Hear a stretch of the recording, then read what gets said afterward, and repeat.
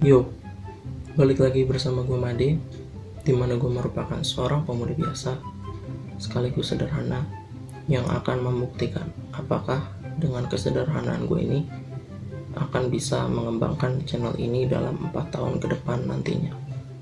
Mohon maaf apabila suara gue tidak terlalu besar, dikarenakan gue shoot pada video ini tuh jam 2 kurang pagi.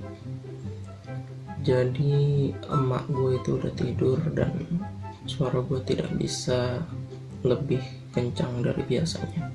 Oke, langsung saja ke kontennya, dimana gue akan membahas tentang anime.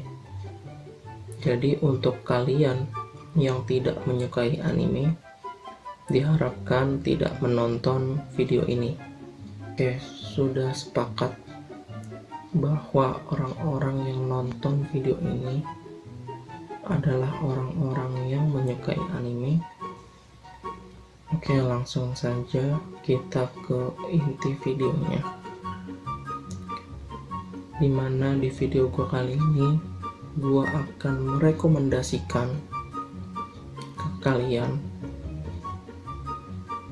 tentang anime yang layak untuk kalian tonton. Kira-kira dari thumbnail yang sudah gua munculkan, ada yang kepikiran animenya apa? Ya, karena ini bukan acara kuis, maka langsung saja gue sebutkan judul animenya, yaitu Tate no Yusha, atau dalam bahasa Inggrisnya The Rising of the Shield Hero.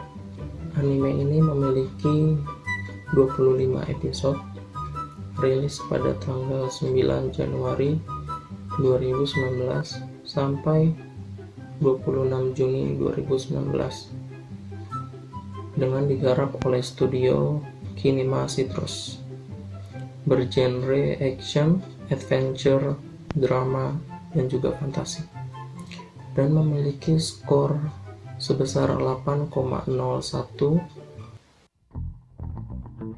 Anime ini menceritakan tentang seorang pemuda biasa bernama Naofumi. Seketika ia masuk ke dalam dunia isekai setelah ia membaca buku di sebuah perpustakaan. Di dunia tersebut, Naofumi terpilih menjadi pahlawan perisai yang bertugas untuk menyelesaikan sebuah gelombang misterius yang terjadi di wilayah tersebut. Naofumi tidak sendirian karena ada pahlawan lain selain dirinya, yaitu pahlawan pedang, panah, dan juga tombak. Namun naasnya pahlawan perisai tidak dihargai di kerajaan tersebut. Naofumi mendapatkan sebuah perilaku yang kurang mengenakan dari pihak kerajaan, terutama dari anak sang raja tersebut, yaitu si Lacur, di mana ia menuduh Naofumi karena telah memperkosa dirinya. Dari saat itu, Naofumi sebagai pahlawan perisai mendapatkan citra buruk dari seluruh rakyat yang ada di kerajaan tersebut. Namun dirinya tetap profesional dan berjuang sekuat tenaga agar menjadi pahlawan yang bisa dikatakan kuat. Itulah sinopsis dari anime ini. Ceritanya belum tamat. Seharusnya di tahun ini itu muncul season 2-nya, tapi entah apa penyebabnya diundur jadi tahun depan. Lagu opening pada anime ini bisa dikatakan adalah sebagai pembuka, dimana lu menyatakan bahwa anime ini bagus atau enggak. Bisa dibilang juga lagu opening ini merupakan sebuah penilaian utama terhadap suatu anime. Kenapa gua katakan opening anime ini bagus? Karena lagu yang dibawakan oleh Medkit, baik itu opening 1 ataupun opening 2, itu sangat amat memiliki makna yang bersinergi dengan alur cerita pada anime ini. Inti dari lagu-lagu tersebut adalah sebuah perjuangan yang dilakukan oleh seseorang. Baik opening 1 ataupun opening 2 memiliki klip yang pas dengan beat atau ritme dari lagu yang dibawakan oleh Medkit. Singkatnya, anime ini memiliki konflik, yaitu berdasarkan diskriminasi terhadap pemeran utama.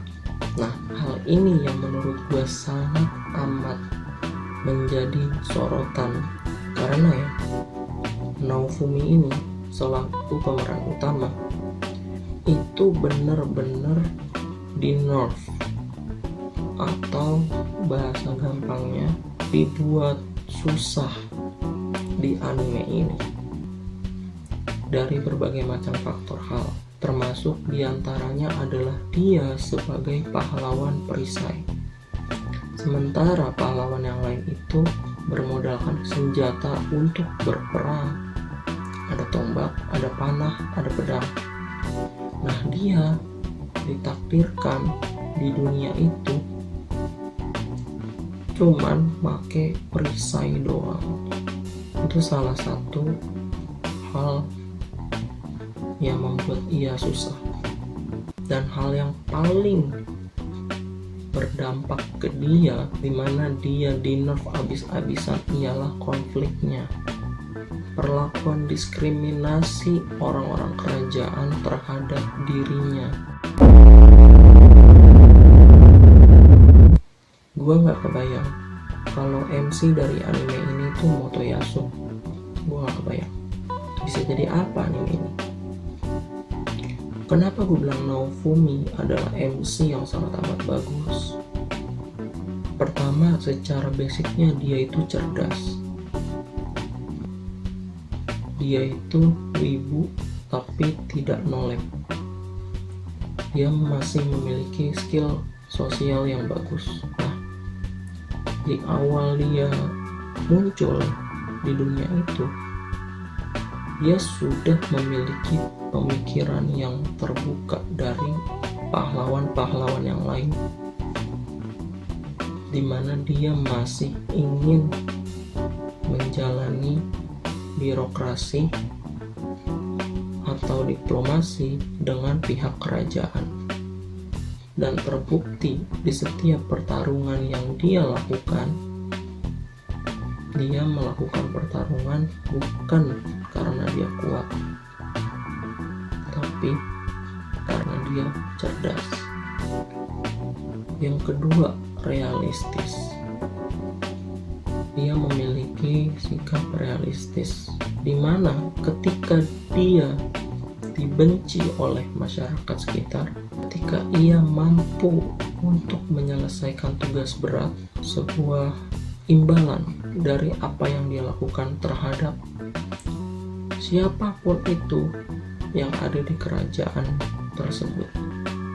Bagi gua ini sikap yang sangat amat penting di kehidupan kita, terutama di dunia saat ini, dimana ya ketika lo dijahatin, lo harus jahatin balik, bahkan jauh lebih jahat dari dia. Apakah hal itu salah? Enggak, menurutku itu realistis. 3, dia ini punya sikap atau sifat pekerja keras. Dia di nerf abis-abisan di dunia tersebut, mendapatkan banyak hal, guncangan. Yang dia bisa lakuin cuma satu, kerja keras. Dan terbukti dia menjadi pahlawan yang lebih kuat dibandingkan dengan pahlawan yang lainnya. Sampai-sampai dikira menggunakan cheat oleh pahlawan lainnya. Gue gak bisa bilang bahwa anime ini 100% adalah bagus, enggak. Tapi anime ini pasti memiliki sisi yang kurang bagus. Di antaranya ceritanya belum tamat.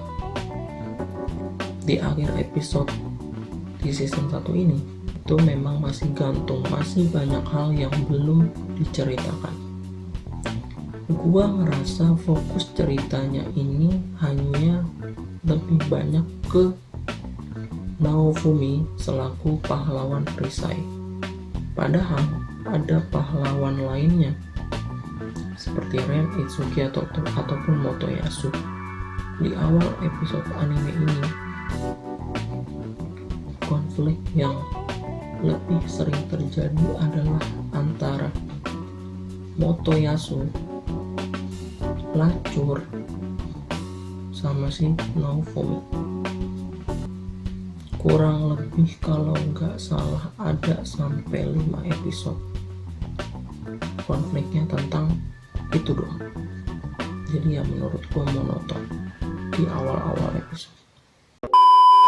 Oke, kesimpulannya pada video gua kali ini adalah anime Tate no Yusa ini sangat amat bagus untuk kalian tonton, terutama untuk kalian yang sedang berjuang dalam hal apapun.